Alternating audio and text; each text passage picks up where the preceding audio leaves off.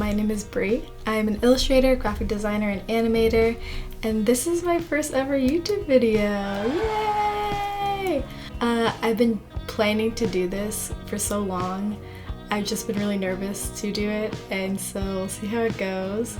But the reason I'm here today making this video is because I've just had this little dream of mine kind of all my life, and I've only within the past year have actually tried to pursue it. So before I get into that, let me first give you a little background into who I am. So I've been working as a graphic designer for about 3 years. It's what I went to school for, I liked it, but when I lost my job last year, I decided I really can't work a job I'm not passionate about. So I left Thailand, where I'd been living, and I went back home to visit my parents. While I was home, I had this epiphany while I was going through all my childhood stuff. I found lots of books I made as a kid. I was very creative. I also found this letter that my teacher wrote me. Keep drawing and write stories to go with your pictures. You'll be a wonderful author and illustrator. Love, Miss Carr. As I read this line, it hit me. Oh, this is what I should be doing.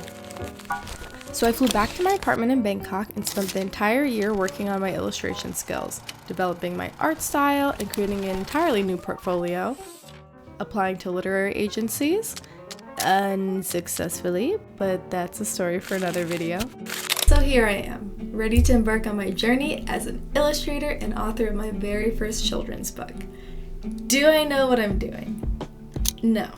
I have no idea how to create a children's book, or any book for that matter, but that's okay because we are going to be learning together. And over the next couple weeks, I'll be showing you my process into how I make my very own children's book. This will be a 5-part series where I show you my process of researching, writing, character design, illustration, and printing. A lot of steps, but I'm very excited to see the final product. There's going to be a lot of mistakes. Remember, I don't know what I'm doing.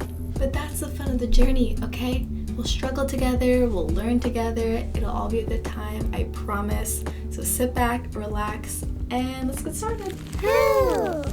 So let's begin with who this book is for.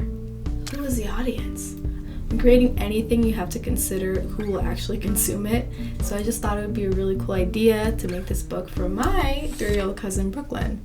She's so amazing, so sweet, so smart, and she loves books more than anything.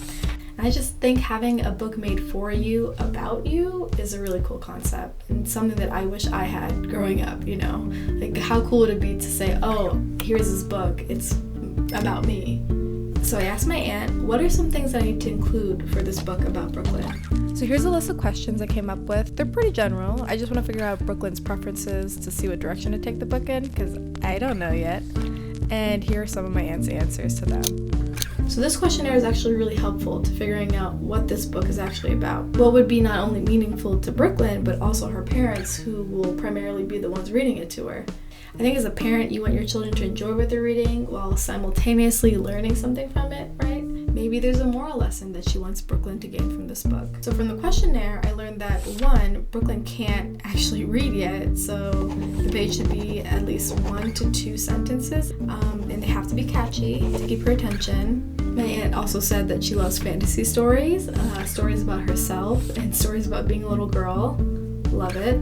One thing that stood out to me the most from this conversation is this part right here. I try to teach her some self-regulation for emotions. When they get bigger, then she can handle them.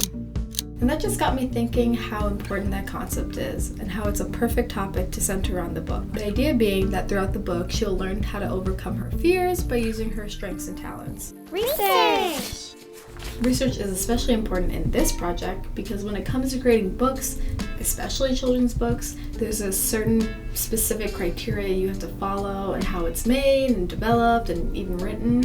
So you want to make sure that your research is done before you go about anything. So here are some of my favorite videos on how to write and illustrate children's books. These are super helpful. I'll link them all down below. Anusha's being some of my favorite. She's great. But the most important thing I learned from all of them was, number 1, know your audience. Number 2, choose a writing style. And number 3, find the right book format for your story. So after all my YouTube research, I went to my local library. I just love libraries. They're my safe place. I love that weird plastic foot smell in all the books. It just like sends me right back to childhood. I don't know. Anyway, I actually sat signed up for a library card this day. Ooh, look at me in my Arthur mood. You needs this little card to borrow for free. Yeah! So I borrowed a couple of kids' books around like the ages of like 3 to 5, you know, Brooklyn's age group, just to get a sense of the layout, also what kind of illustrations are in these books, and how they're used to tell the story. Okay, I think I'm good. So with all my newfound knowledge, I think I'm finally ready to start conceptualizing my book. Okay, so I wrote a list of things that I absolutely need to include when it comes to this book. Now, when it comes to what kind of book layout I want, I have a few options for book orientation: vertical, character-based; horizontal, journey; square, instructional. I think because I want this to be more of like a journey adventure fantasy book, I'm gonna go with the horizontal style. Now let's talk about the vibes. How do I want this book to feel?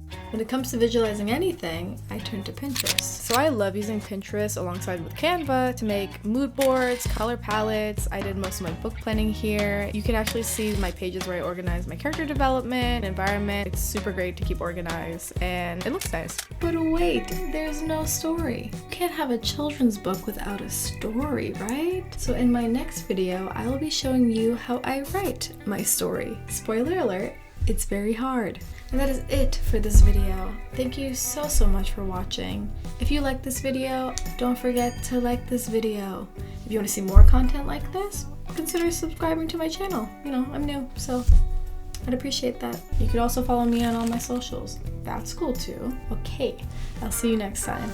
Bye!